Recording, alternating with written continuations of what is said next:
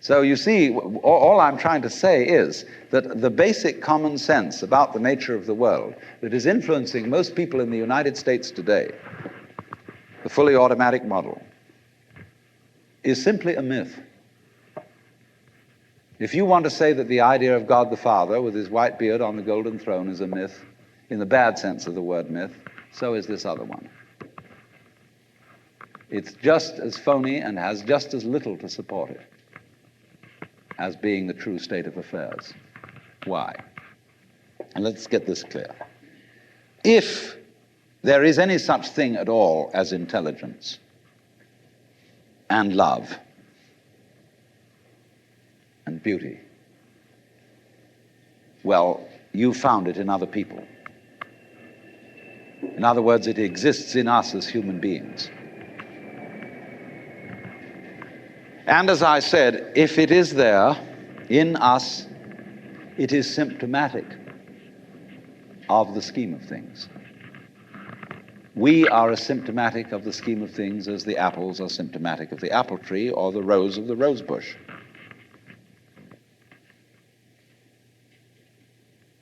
The earth is not a big rock infested with living organisms, any more than your skeleton is bones infested with cells. The earth is geological, yes, but this geological entity grows people. And our existence on the earth is a symptom of the solar system and its balances, as much as the solar system in turn is a symptom of our galaxy. And our galaxy in its turn is a symptom of the whole company of galaxies. Goodness only knows what that's in.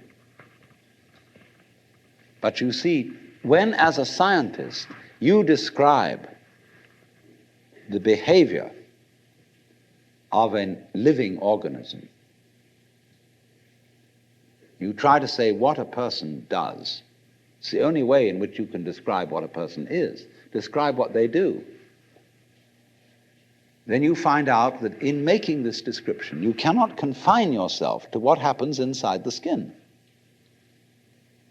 In other words, you can't talk about a person walking unless you start describing the floor. Because when I walk, I don't just dangle my legs in empty space. I move in relationship to a room. And so in order to describe what I'm doing when I'm walking, I have to describe the room. I have to describe the territory. So in describing my talking at the moment, I can't describe this just as a thing in itself because I'm talking to you. And so what I'm doing at the moment is not completely described unless your being here is described also. So if that is necessary, if in other words, in order to describe my behavior, I have to describe your behavior and the behavior of the environment, it means that we've really got one system of behavior. That what I am involves what you are. I don't know who I am unless I know who you are. And you don't know who you are unless you know who I am. There was a wise rabbi once said, if I am I because you are you, and you are you because I am I, then I am not I and you are not you. In other words, we're not separate. We define each other. We're all backs and fronts to each other. You know, you can't, for example, have two sticks. You lean two sticks against each other and they stand up because they support each other. Take one away and the other falls. They interdepend. And so in exactly that way, we and our environment and all of us and each other are interdependent systems. We know who we are in terms of other people. We all lock together. And this is, again and again, the serious scientific description of how things happen. And any good scientist knows, therefore, that what you call the external world is as much you as your own body. Your skin doesn't separate you from the world, it's a bridge through which the external world flows into you, and you flow into it. Just, for example, as a whirlpool in water, you could say, because you have a skin, you have a definite shape, you have a definite form. All right? Here is a flow of water, and it does a whirlpool. And then it goes on. The whirlpool is a definite form, but no water stays put in it. The whirlpool is something the stream is doing.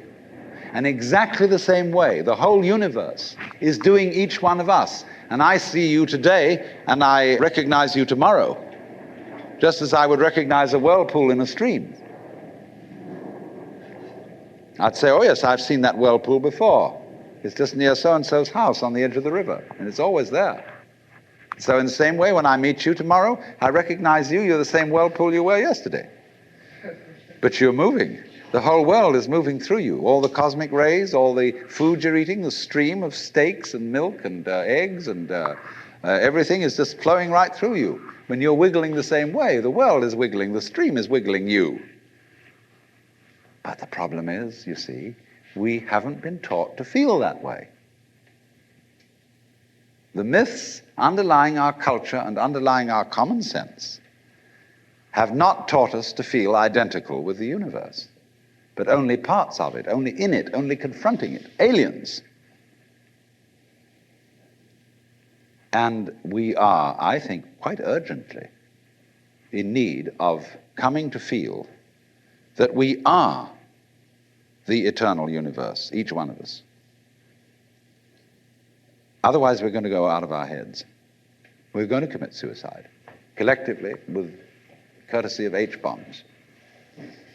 And, all right, supposing we do, well, that will be that, and there will be life making experiments on other galaxies. Maybe they'll find a better game.